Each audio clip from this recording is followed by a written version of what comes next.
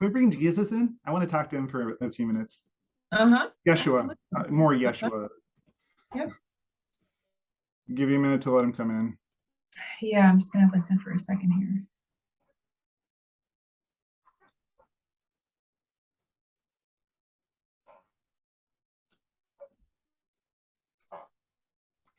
Do you want to know what he's saying first, or do you have a Yeah, question first? yeah, go ahead and Okay.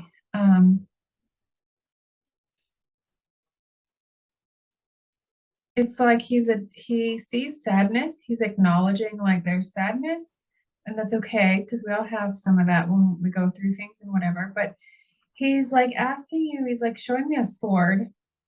So I see a sword, so it's reference to weapon. He's asking you to lay that down, but maintain your warrior spirit through your like the power of your silence. So I don't know why he would say that to you or what it means to you, but it's this like it's like he's bringing you back into stillness and grace. And um, sometimes we want the sword. We feel like we need the sword, but um, think about this is really interesting what he's showing.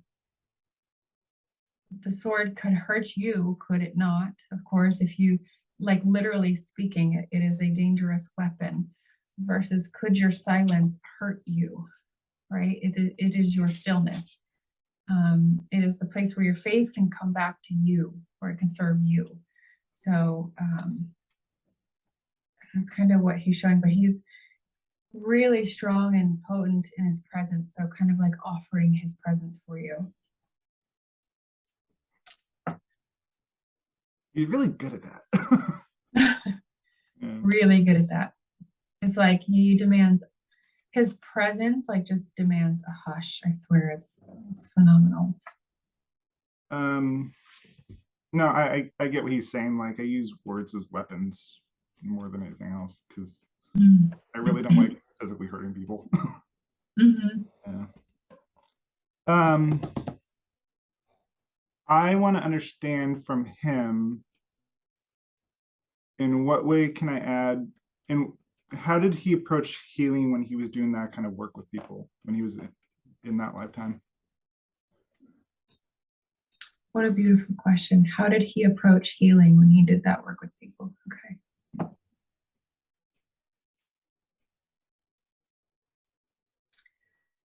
In his words, verbatim, um, he's saying, I didn't take their power away. He's showing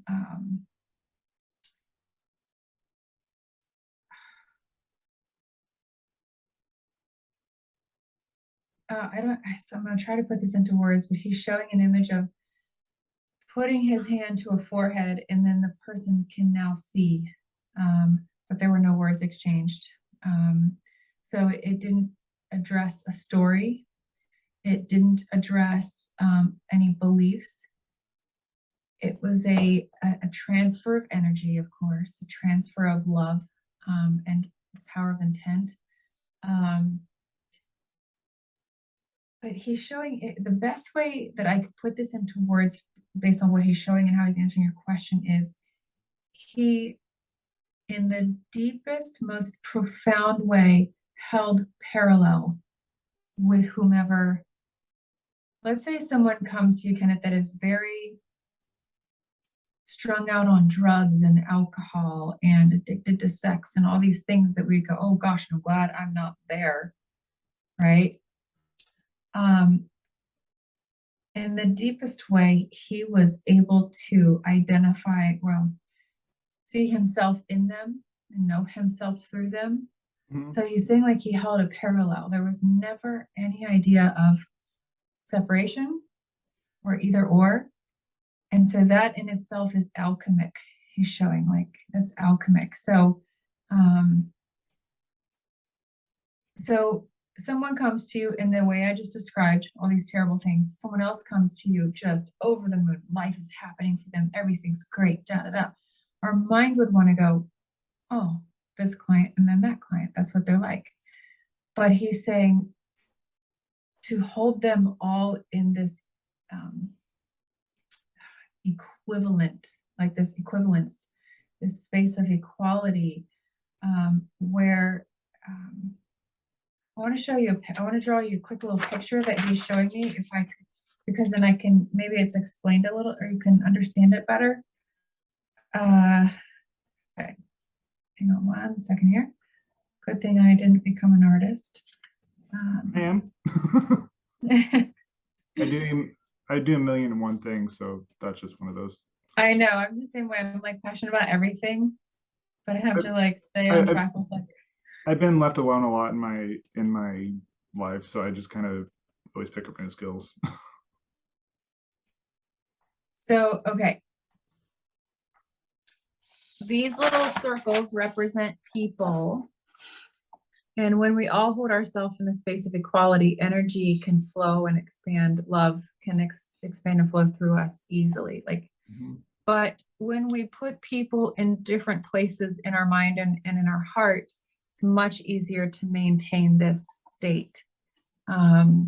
So that's why he's showing like, that's why he's talking about like this sense of his approach to people was just no better, no different, but completely aware of what we all are. And that's available, like what we all are is that richness and that love, and that's available to some people, and other people are in their story, so it's not available. But knowing that there's no difference between him and those people in the story is what he's talking about. So he's literally saying less words, more love. It's not always about what you teach someone through your words, but through your intent or your actions. If there's a potency with that love, it's transferable. Healing occurs, healing happens. If the potency is diluted, of course, the effect is minimal.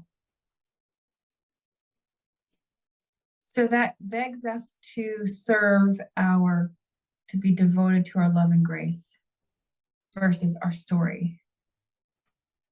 Because notice how, like, if we serve our story and we try to understand our personal story, our ego, what we have to share in that way is minimal or diluted or compromised. Do you see what I mean? Yeah. So it's more like he's saying, like, it's more so when you want to check or the angle that you're taking when you're working with people, it's kind of like asking yourself, what are you devoted to? Are you devoted to the ego, or like to the story, or to your true love, like your true self? And that devotion has nothing to do with any sort of outcome, like achieving an outcome with a patient or a client, and everything to do with like restoring. It's more restorative care. He says, like, restoring that natural state that you are. It's like the client, Kenneth, that I was just working with before you. She was like, I just can't get rid of these thoughts. I have these thoughts, and then I have these more thoughts, and they just don't stop, and they're awful thoughts, and da da da. And Spirit said, well, what you have is just what your sickness is just a lack of presence, and intent, right? So it's like looking at what we're present to, what we're devoted to, as far, because that's what we cultivate. And that's what becomes shareable. So we have to make sure it's worthy of being shared.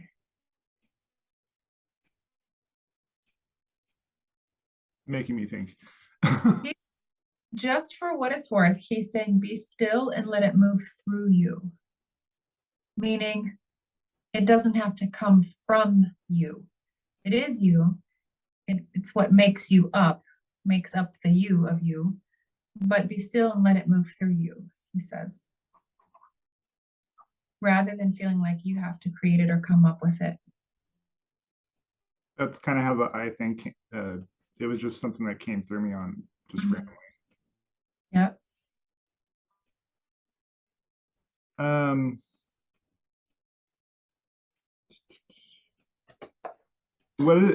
What would be a signifier from him to let me know that he's around and working with me on something?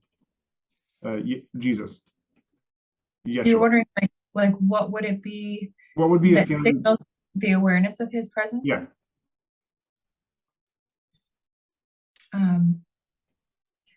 The two things that he's showing is for you, like for you to have the awareness of his presence, he's showing rest, like feeling rested, feeling like you're at rest when you're doing, when he's with you doing the doings of life and your work, rather than feeling like we're in the energy of effort or try.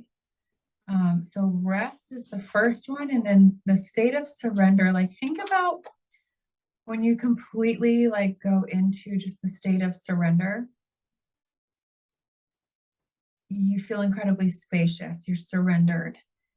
So you can maintain awareness in that state.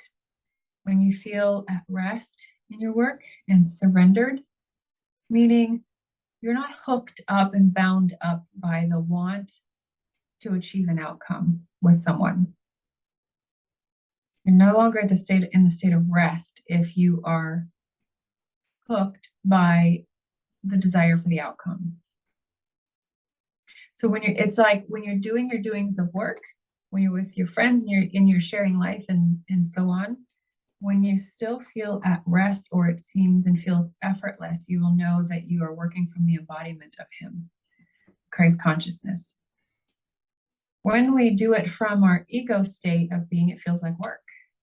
It's hard, it takes energy, we get drained because we try to take it from us instead of source energy. Does that make sense? So he's like, that's how you'll know. Yeah, that makes quite a bit of sense, actually. He's like, just again, sorry, he's just saying, take not from yourself to give to others, but from your bounty, like to share with others. That makes sense. That makes a lot of sense, actually. Good. Very good.